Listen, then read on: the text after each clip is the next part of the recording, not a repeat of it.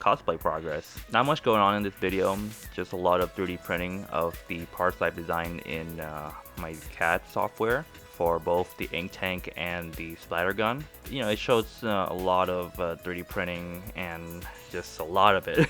And also like using the slicer to get it into a file that the 3D printer could print. Next video should have more in-depth details, but for this one it's just 3D printing. So sit back and enjoy. See ya.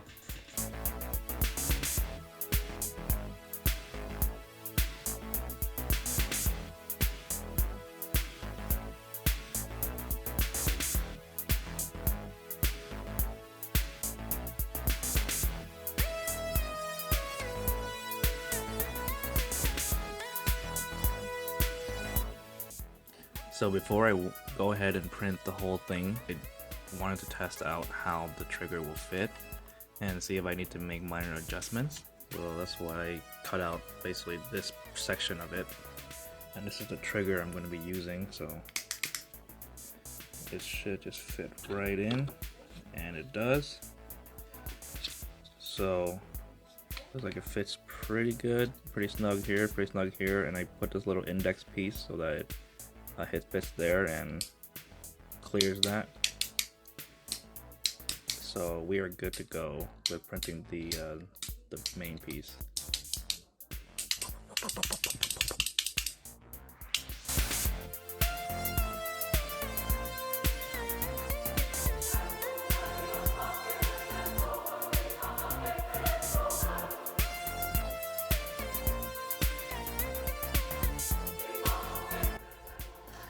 I removed the support material in there, and I accidentally broke one of the tabs there and broke the index piece, but it's still enough of an index that it holds it in place. So this is about as good as it's gonna get, which is pretty good. And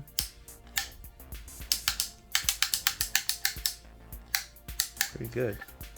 And there's a channel underneath for the wiring on this bottom side to route up into the main part here, which goes out of the back. It's working pretty good so far.